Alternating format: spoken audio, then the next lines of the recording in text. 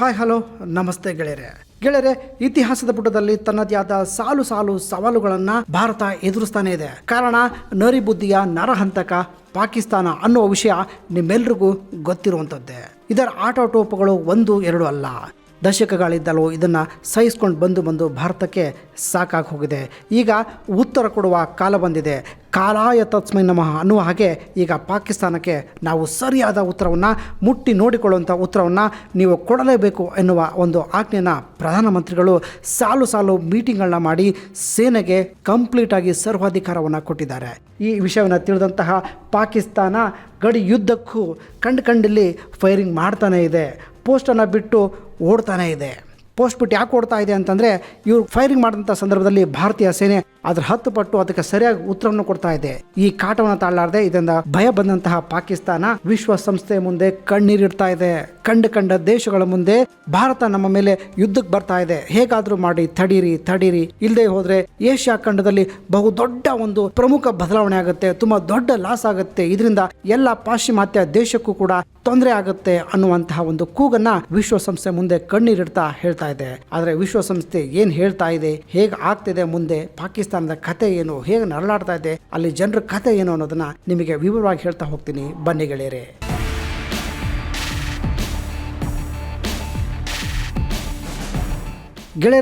ಭಾರತದ ಪ್ರಧಾನಮಂತ್ರಿಯ ಮೀಟಿಂಗ್ ಮುಗಿದ ತಕ್ಷಣದಿಂದ ಪ್ರತೀಕಾರಕ್ಕೆ ಪ್ರತಿ ಗಂಟೆಯನ್ನು ಲೆಕ್ಕ ಹಾಕಿ ಕಾಯ್ತಾ ಇದೆ ಭಾರತೀಯ ಸೇನಾಪಡೆಗಳು. ಆದರೆ ಪಾಕಿಸ್ತಾನ ಪ್ರತಿ ಗಂಟೆ ಪ್ರತಿಗಳಿಗೆ ಎಲ್ಲಿ, ಯಾವಾಗ, ಹೇಗೆ, ಎಲ್ಲಿಂದ ಬಾಂಬ್ ಬಂದು ಬೀಳುತ್ತೋ, ಪ್ರತೀಕಾರ ಹೇಗಿರುತ್ತೋ ಅನ್ನೋದನ್ನು ಕಾಯ್ತಾ ಕುಳಿತಿದೆ ಪಾಕಿಸ್ತಾನ. ಇತಿಹಾಸದ ಪುಟದಲ್ಲಿ ತನ್ನದೇ ಆದ ಸಾಲು ಸವಾಲುಗಳನ್ನು ಭಾರತ ಇಲ್ಲಿವರೆಗೂ ಎದುರಿಸ್ತಾನೆ ಬಂದಿದೆ. ಧರ್ಮದ ಆಧಾರದಲ್ಲಿ ದೇಶವನ್ನು ಹಂಚಿಕೊಂಡ ಆ ಇಬ್ಬರು ಮಹಾನ್ ನಾಯಕರ ಆ ದೂರದೃಷ್ಟಿಯಿಂದ, ಮಹಾತ್ಮನ ಮುತ್ಸದ್ದಿತನದಿಂದ ದೇಶ ಒಂದು ಹುಟ್ಟುಕೊಂಡಿದೆ. ಅದೇ ಈ ಪಾಪಿ ಪಾಕಿಸ್ತಾನ. ಗೆಳೆಯರೆ, ಆ ಬ್ರಿಟಿಷರು ಇಟ್ಟು ಹೋದ ಜಾತಿ ಧರ್ಮದ ಬೆಂಕಿಯ ಕೊಳ್ಳಿ ಭಾರತದ ಜಮ್ಮು ಮತ್ತು ಕಾಶ್ಮೀರದ ಕಣಿವೆಯ ನಾಡಲ್ಲಿ ಹೊತ್ತಿ ಉರಿತಾ ಇದೆ ಇವತ್ತಿಗೂ ಕೂಡ. ಅಲ್ಲಿ ಬದುಕುವ ಪ್ರತಿಯೊಬ್ಬರಿಗೂ ನೆಮ್ಮದಿ ಅನ್ನೋದು ಇಲ್ಲವೇ ಇಲ್ಲ. ಅಲ್ಲಿಗೆ ಹೋಗಿ ಬರುವ ಪ್ರವಾಸಿಗನಿಗೆ ಹೋಗಿ ಬರ್ತೀನಿ ಅನ್ನುವ ಯಾವ ಸುರಕ್ಷತೆಯ ನಂಬಿಕೆಯೂ ಕೂಡ ಇಲ್ಲ.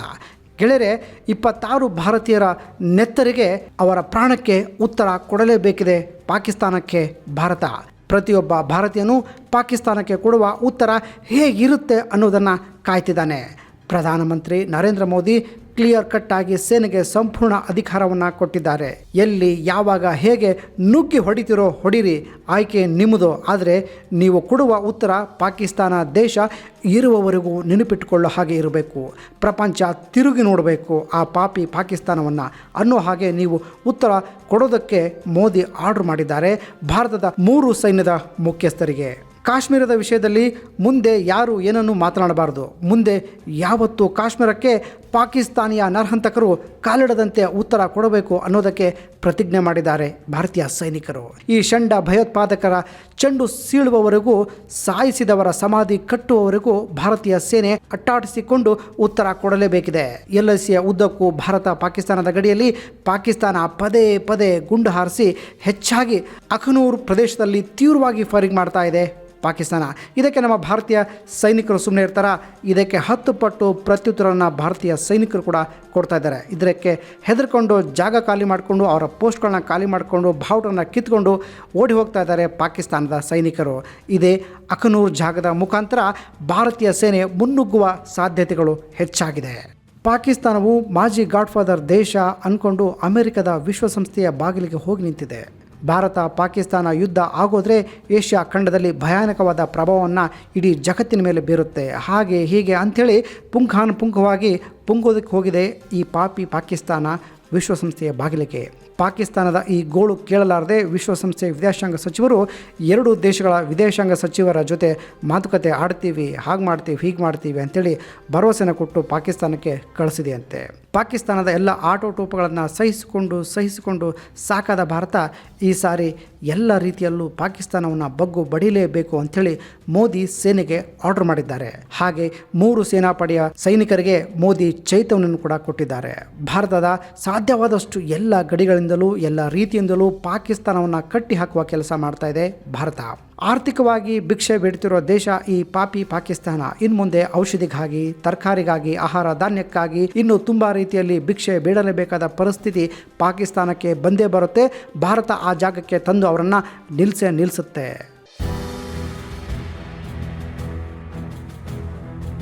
ಗೆಳೆಯರೆ, ಭಾರತ ತನ್ನ ಬಜೆಟ್ನಲ್ಲಿ ಸಾವಿರಾರು ಕೋಟಿ ರೂಪಾಯಿಗಳನ್ನು ಸೇನೆಗಾಗಿ, ಭಾರತದ ಭದ್ರತೆಗಾಗಿ ಮೀಸಲಿಡ್ತಾನೆ ಬಂದಿದೆ. ಗಡಿಯಲ್ಲಿ ಭಾರತೀಯ ಸೈನಿಕರು ಹಗಲು ರಾತ್ರಿ, ಚಳಿ ಮಳೆ ಗಾಳಿ ಎನ್ನದೆ ಪಾಪಿ ಪಾಕಿಸ್ತಾನದ ಎಲ್ಲ ಕಾಟಗಳನ್ನು ಸಹಿಸಿಕೊಂಡು ಸಹನೆಯಿಂದ ಕಾದಿದ್ದಾರೆ. ಮುಂದೆ ಆಗುವ ಮಾರಿ ಹಬ್ಬಕ್ಕೆ ಆ ಅಲ್ಲಾಹನೇ ಅವರನ್ನು ಕಾಪಾಡಬೇಕು ಅನಿಸುತ್ತೆ. ಇಷ್ಟಾದ ಮೇಲೂ ಸುಮ್ಮನಾಗದ ಪಾಕಿಸ್ತಾನ LOC ಉದ್ದಕ್ಕೂ ಕದನ ವಿರಾಮ ಉಲ್ಲಂಘನೆ ಮಾಡ್ತಾನೆ ಇದೆ. ಒಂದೇ ಸಮನೆ ಕಳೆದ ಕೆಲವು ದಿನಗಳಿಂದ ಗುಂಡು ಹಾರಿಸ್ತಾನೆ ಇದೆ, ಫೈರಿಂಗ್ ಮಾಡ್ತಾನೆ ಇದೆ. ಇದಕ್ಕೆ ಸರಿಯಾದ ಉತ್ತರವನ್ನು ಭಾರತೀಯ ಸೇನೆ ಕೊಡ್ತಾನೆ ಇದೆ. ಭಾರತದ ಪ್ರಧಾನಿ ಸೇನೆಗೆ ಕೊಟ್ಟಿರೋ ಫ್ರೀಡಮ್ ವಿಚಾರ ತಿಳಿದು ಪಾಕಿಸ್ತಾನ ಪದರಗುಟ್ಟಿ ಅಯ್ಯೋ ಕಾಪಾಡಿ ಕಾಪಾಡಿ ಅಂತ ಬಾಯಿ ಬಡ್ಕೊಂಡು ಕಣ್ ದೇಶದ ಬಾಗಿಲ ಬಗ್ಗೆ ಹೋಗಿ ನಿಂತಾ ಇದೆ.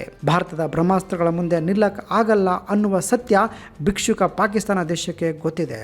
ತನ್ನ ಸ್ನೇಹ ರಾಷ್ಟ್ರಗಳ ಹತ್ತಿರ ಈಗ ಮದ್ದು ಗುಂಡುಗಳನ್ನು, ಬಂದೂಕುಗಳನ್ನು ಅಥವಾ ನಿಮಗೆ ಬೇಡವಾಗಿರೋ ಸೈನ್ಯದ ಎಲ್ಲ ವಸ್ತುಗಳನ್ನು ನಮಗೆ ಕೊಟ್ಬಿಡಿ ಅಂಥೇಳಿ ಭಿಕ್ಷೆ ಬೇಡ್ತಾ ಇದೆ ಅಂತೆ ಈ ಪಾಕಿಸ್ತಾನ. ಗೆಳೆಯರೆ, ಭ್ರಷ್ಟರು, ಧುರುಳರು, ಕಟುಕರು ಆಗಿರುವ ಪಾಕಿಸ್ತಾನದ ರಾಜಕಾರಣಿಗಳು, ಅಲ್ಲಿಯ ಮಿಲಿಟರಿಯ ಅಧಿಕಾರಿಗಳ ಈ ದುಡ್ಡಿನ ದಾಹಕ್ಕೆ, ರಕ್ತದ ದಾಹಕ್ಕೆ ಬಲಿ ಆಗ್ತಾ ಇದೆ ಪಾಕಿಸ್ತಾನದ ಪ್ರಜೆಗಳ ಬದುಕು. ಅಲ್ಲಿಯ ಪ್ರಜೆಗಳು 3 ಹೊತ್ತು ಸರಿಯಾಗಿ ತಿನ್ನೋಕ್ಕಾಗದೆ, ಬೇಕಾದ್ದನ್ನು ತಗೊಳಕ್ಕಾಗದೆ, ಇಷ್ಟಪಟ್ಟಿದ್ದನ್ನು ಹಾಕೊಳ್ಳೋಕ್ಕಾಗದೆ, ಆರ್ಥಿಕವಾಗಿ ಶೈಕ್ಷಣಿಕವಾಗಿ ಉದ್ಧಾರ ಆಗೋಕ್ಕಾಗದೆ ಅಲ್ಲಿಯ ಪ್ರಜೆಗಳು ಸತ್ತು ಬದುಕ್ತಾ ಇದ್ದಾರೆ ಈ ಸೇನೆ ಮತ್ತು ಈ ಪ್ರಧಾನಿಯ ಆಡಳಿತದಲ್ಲಿ. ಇಂಥವರ ಮಧ್ಯೆ, ಇಂತಹ ಬಿಗುವಿನ ಪರಿಸ್ಥಿತಿಯಲ್ಲಿ, ಇಂತಹ ಸಂದರ್ಭದಲ್ಲಿ ಗಡಿಯಲ್ಲಿ ಹೆತ್ತವರು ಮಕ್ಕಳನ್ನು ಬಿಟ್ಟು ಹೋಗ್ತಿರುವಂಥ ನೋವು, ತಂದೆ ಒಂದು ಕಡೆ, ತಾಯಿ ಒಂದು ಕಡೆ, ಹೆಂಡತಿ ಒಂದು ಕಡೆ, ಗಂಡ ಒಂದು ಕಡೆ, ಅಬ್ಬಬ್ಬ ಆ ಗಡಿಯಲ್ಲಿ ನೋಡಬಾರ್ದು. ಒಬ್ಬೊಬ್ಬರದು ಒಂದೊಂದು ಕತೆ, ಒಬ್ಬೊಬ್ಬರದು ಒಂದೊಂದು ನೋವು. ಆ ನೋವಿನ ಕಣ್ಣೀರು ಹೇಳ್ತಿರೋದು.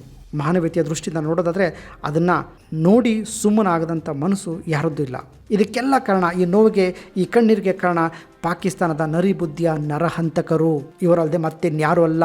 ಈ ಗಡಿಯಲ್ಲಿ ಇವತ್ತು ಅಳ್ತಿರುವಂಥವ್ರು, ಕಷ್ಟಪಡ್ತಿರೋ ಪ್ರತಿಯೊಬ್ಬ ಪಾಕಿಸ್ತಾನಿ ಇರ್ಬೋದು, ಇವರೆಲ್ಲರ ನೋವು ಕಣ್ಣೀರಿಗೆ ನೇರವಾದ ಕಾರಣಕರ್ತರು ಅಂದರೆ ಆ ನರಿಬುದ್ಧಿಯ ನರಹಂತಕರು. ಇವರು ಭಾರತೀಯ ಸೈನಿಕರಿಗೆ ಸಿಕ್ಕರೆ ಭಾರತೀಯ ಸೇನೆ ಇವರಿಗೆ ಸರಿಯಾದ ಉತ್ತರವನ್ನು, ಸರಿಯಾದ ಶಿಕ್ಷೆಯನ್ನು ಕೊಡುತ್ತೆ. ಇವರು ಯಾವುದೋ ಬಿಲ್ದೊಳಗಡೆ ಎಲ್ಲೋ ಹೋದರೆ, ತಪ್ಪಿಸ್ಕೊಂಡು ಹೋದರೆ ಆ ಅಲ್ಲಾನೇ ಇವ್ರಿಗೆ ಪಾಠ ಕಲಿಸ್ಬೇಕು.